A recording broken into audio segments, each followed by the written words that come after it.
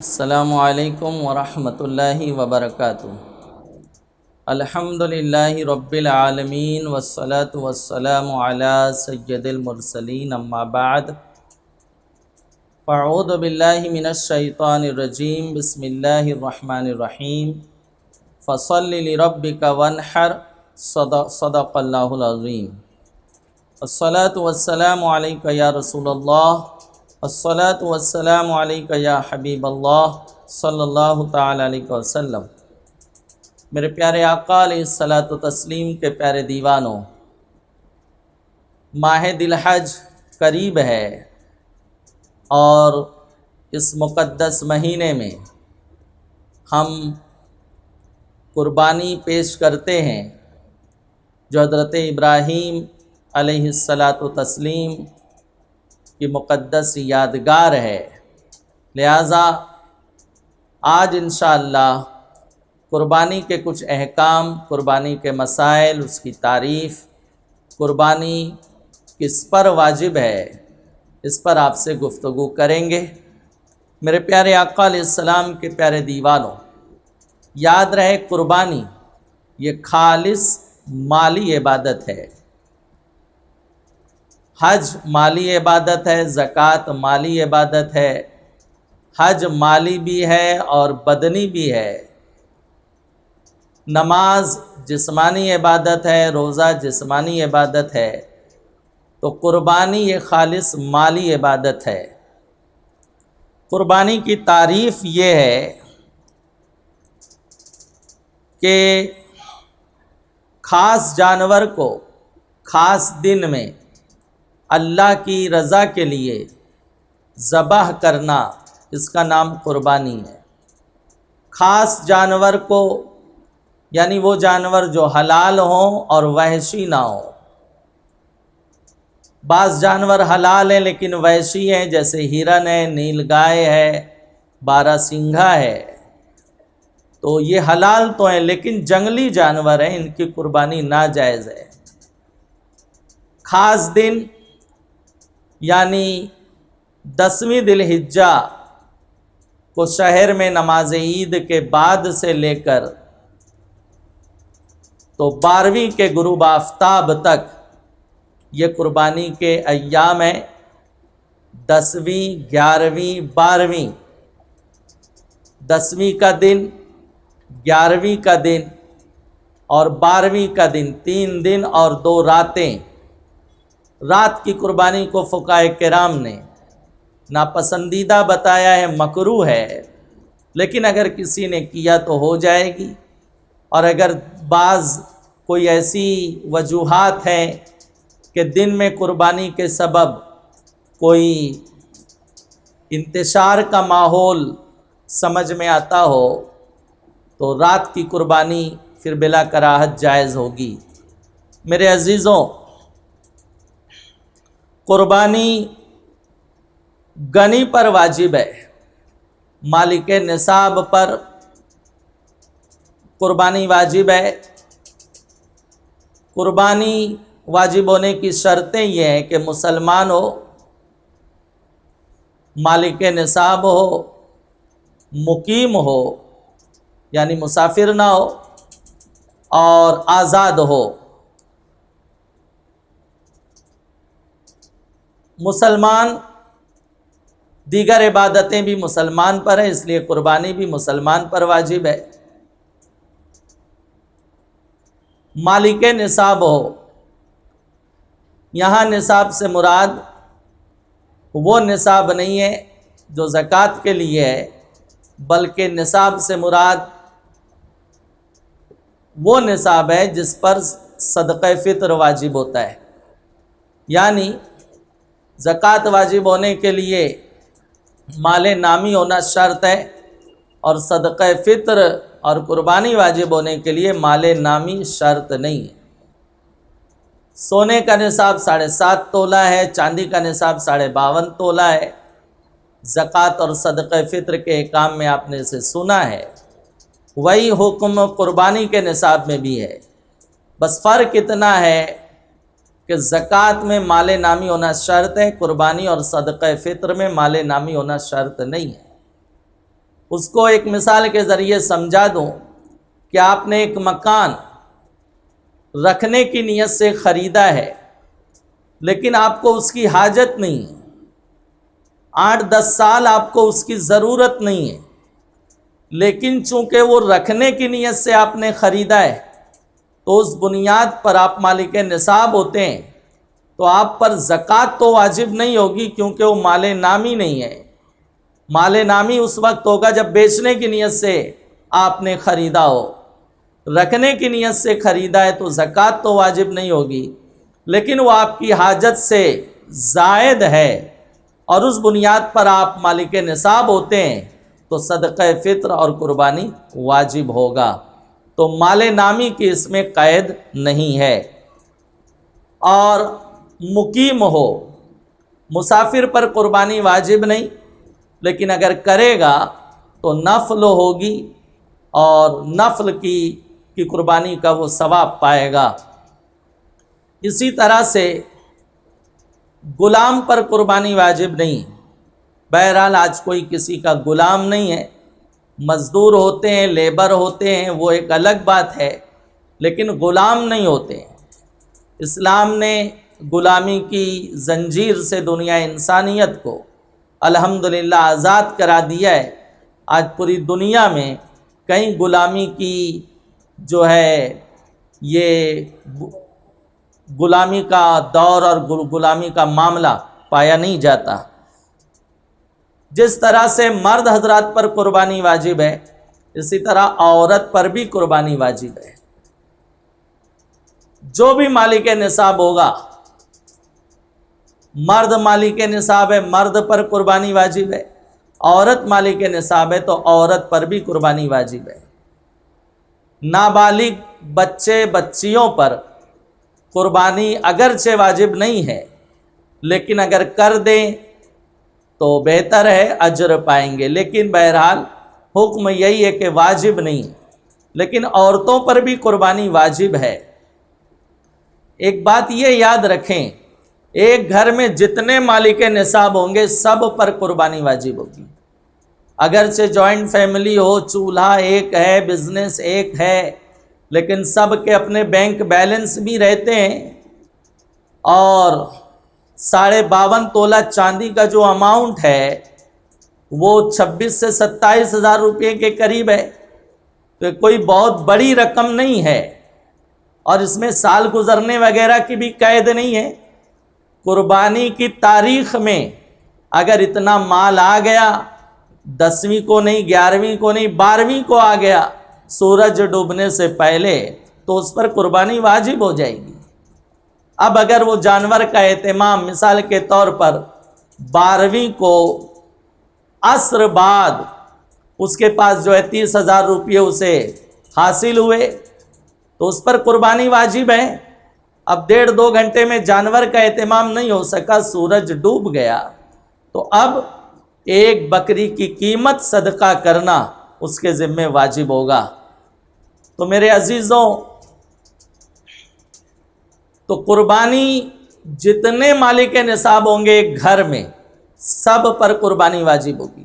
بعض لوگ سمجھتے ہیں ہمارے ابا حضور زندہ ہیں، والدہ محترمہ باحیات ہیں، ان کی طرف سے قربانی ہو گئی تو گھر کے ذمہ دار وہی ہیں، سب بری ہو جائیں گے، ایسا نہیں ہے۔ جتنے مالک نصاب ہیں ان سب پر قربانی واجب ہوگی۔ تو جس طرح سے مرد حضرات مالک نصاب ہیں ان پر واجب ہے، اسی طرح عورتوں پر بھی قربانی واجب ہوگی۔ اکثر جو زیورات ہوتے ہیں، سونا چاندی، ان کی ملکہ جو ہے وہ عورت کی ملکیت میں ہوتے ہیں، تو اس بنیاد پر وہ مالک نصاب ہوتی ہیں، زیادہ تر عورتیں مالک نصاب ہوتی ہیں، تو ان پر قربانی واجب ہوگی۔ میرے پیارے آقا علیہ السلام کے پیارے دیوانوں، ایک شخص مالک نصاب ہے، اس نے جانور لایا، اب جانور لانے کے بعد وہ جانور مر گیا یا اس نے راہ فرار اختیار کر لی، ڈھونڈنے پہ نہیں ملا، تو جانور تو یہ لا چکا تھا، اب دیکھا یہ جائے گا کہ اس جانور کے مر جانے یا بھاگ جانے کے بعد کیا اب بھی وہ مالک نصاب ہے؟ اگر اس کا نصاب اب بھی محفوظ ہے تو دوسرے جانور کا اہتمام اس کے ذمے قربانی واجب ہوگی۔ اب فقیر نے جانور خریدا، فقیر وہ جو مالک نصاب نہیں ہے، فقیر نے جانور خریدا تو یاد رکھیں فقیر پر قربانی واجب نہیں، لیکن فقیر نے نذر مانی، منت مانی، تو اب منت پوری ہو گئی تو اب قربانی اس نے اپنے اوپر خود واجب کر لی ہے۔ اسی طرح سے فقیر اگر قربانی کی نیت سے جانور خریدے گا تو بھی اس پر قربانی اس جانور کی واجب ہو جائے گی۔ یاد رکھیں امیر، غنی، مالک نصاب وہ اگر جانور خریدے تو خریدنے کے سبب سے اس پر واجب نہیں ہوتی، اس پر شریعت نے پہلے سے قربانی حضرت ابراہیم علیہ السلام کی یاد کے طور پر واجب قرار دی ہے۔ لیکن فقیر قربانی کی نیت سے خریدے گا یا اس نے نذر مانی تو اب قربانی اس کے ذمے واجب ہو جائے گی۔ امیر نے جانور خریدا اور اس کا جانور بھاگ گیا، اب اس نے حکم یہ کہ مالک نصاب ہو تو دوسرا جانور لو، اس نے دوسرے جانور کا اہتمام کیا، اب وہ پہلا جانور جو بھاگ گیا تھا وہ بھی واپس آ گیا، اسے کسی طرح مل گیا، تو اب امیر کو، غنی کو یہ اختیار ہے کہ وہ دونوں میں سے کسی ایک کی قربانی کر دے، اس کی قربانی صحیح ہوگی، اللہ تعالیٰ انشاءاللہ قبول فرمائے گا۔ ہاں یہ دیکھا جائے گا کہ پہلا جانور مثال کے طور پر 25,000 کا تھا جو بھاگ گیا، اب دوسرا جانور جو اس نے لیا ہے وہ 20,000 کا ہے، اب وہ دوسرے جانور کو ترجیح دینا چاہتا ہے، اس کو ذبح کرنا چاہتا ہے تو کر سکتا ہے، لیکن اس صورت میں 5,000 روپیے اسے صدقہ کرنے ہوں گے، کیونکہ پہلا جانور جو ہے وہ 25 کا ہے، یہ 20,000 کا ہے، تو اس کے مقابلے میں یہ سستا ہے تو 5,000 روپیے اسے صدقہ کرنے ہوں گے، اور اگر پہلے جانور کو ذبح کرتا ہے تو پھر کوئی صدقے کا حکم نہیں ہوگا۔ تو خلاصہ یہ کہ غنی کو یہ اختیار ہے وہ دونوں میں سے کسی ایک کی قربانی کر دے، اس کا واجب ادا ہو جائے گا، لیکن یہی صورتحال فقیر کے ساتھ پیش آئی۔ فقیر نے قربانی کی نیت سے جانور خریدا تو اب اس پر اسی جانور کی قربانی واجب ہو گئی، اب وہ فرار ہو گیا، بھاگ گیا، اب بچوں نے اصرار کیا، اب بیچارہ باپ ایک جانور کا اور کسی طرح اہتمام کیا قرض وغیرہ لے کر، اب وہ پہلا جانور جو بھاگا تھا وہ بھی آ گیا، تو اب آپ بتائیں دونوں جانور قربانی کی نیت سے خریدے گئے، اس لیے یہاں حکم ہوگا دونوں کی قربانی اس کے ذمہ واجب ہوگی۔ وہ ایسا نہیں جیسے امیر کے لیے حکم تھا، آپ نے سنا ایک رکھ سکتا ہے، وہ رکھ نہیں سکتا ہے، دونوں جانور کی قربانی اس کے ذمہ واجب ہوگی۔ وجہ یہ ہے کہ قربانی کی نیت سے خریدنے کے سبب سے فقیر پر اس جانور کی قربانی واجب ہو جاتی ہے، تو جب اس نے دونوں جانور جو ہے قربانی کی نیت سے خریدے ہیں تو دونوں جانور کی قربانی اس کے ذمہ واجب ہوگی۔ میرے عزیزوں، قربانی کا وقت ابھی آپ نے سماعت کیا کہ شہر میں قربانی کا وقت 10ویں ذی الحجہ کو نماز عید کے بعد شروع ہوگا اور 12ویں کے سورج ڈوبنے تک رہے گا، یعنی 3 دن اور 2 راتیں۔ اور دیہات میں قربانی کا وقت، کیونکہ شریعت مطہرہ کے نزدیک امام اعظم ابو حنیفہ رضی اللہ تعالی عنہ کے یہاں دیہات میں جمعہ اور عیدین کا حکم نہیں ہے، تو جہاں جمعہ اور عیدین کا حکم نہیں ہے وہاں 10ویں ذی الحجہ کو صبح صادق کے بعد قربانی کی جا سکتی ہے اور 12ویں کے غروب تک دیہات میں بھی قربانی کا وقت رہے گا۔ یہ جو فرمایا گیا شہر میں 10ویں ذی الحجہ کو نماز عید کے بعد سے قربانی کا وقت شروع ہوگا، تو نماز عید سے مراد ایسا نہیں ہے کہ شہر کے جتنی مساجد ہے سب مسجد میں نماز عید ہو جائے یا عیدگاہ میں ہو جائے، اور ایسا بھی نہیں ہے کہ جس کی طرف سے قربانی کی جا رہی ہے وہ نماز عید پڑھا ہو۔ جیسے ابھی لاک ڈاؤن ہے، نماز عید الفطر جس طرح سے ہم نے ادا کی ہے، اگر عید الاضحیٰ میں بھی یہی حکومت کی جانب سے قانون رہا تو سارے لوگ اجتماعی طور پہ نہیں پڑھ سکیں گے جماعت کثیرہ کے ساتھ، بڑی جماعت کے اہتمام کے ساتھ۔ چند لوگوں کو ہی میسر رہے گی نماز عید الاضحیٰ، خدا نہ کرے، لیکن اگر لاک ڈاؤن رہا تو جیسے عید الفطر میں ہوا ویسے عید الاضحیٰ میں ہوگا، تو کیا وہ قربانی نہیں کریں گے جنہوں نے نماز عید نہیں پڑھی؟ تو یاد رکھیں قربانی جس کی طرف سے کی جا رہی ہے اس کے لیے یہ شرط و لازم نہیں ہے کہ وہ نماز عید عید الاضحیٰ کی نماز اس نے پڑھا ہو۔ نہیں پڑھا ہے اور قربانی کر دی گئی، قربانی ہو جائے گی۔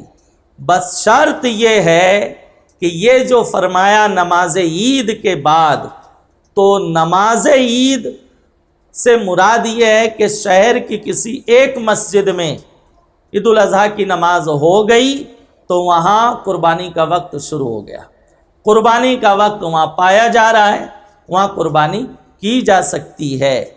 تو میرے پیارے آقا علیہ الصلاۃ والتسلیم کے پیارے دیوانوں، اب اگر کوئی شہر کا شہری ہے اور وہ چاہتا ہے مجھے گوشت وغیرہ جلدی حاصل ہو جائے، مہمان آئیں گے ان کی ضیافت کرنا ہے، ان کی خدمت کرنا ہے، اور وہ اپنا جانور دیہات میں بھیج دیا، دیہات میں جانور چونکہ وہاں قربانی جلدی ہو جائے گی، 10ویں کو صبح صادق کے بعد ہی ہو جائے گی، اور فجر کے آس پاس یا صبح 8-9 سے پہلے گوشت ہمارے گھر آ جائے گا، تو کر سکتا ہے، اس میں کوئی حرج نہیں۔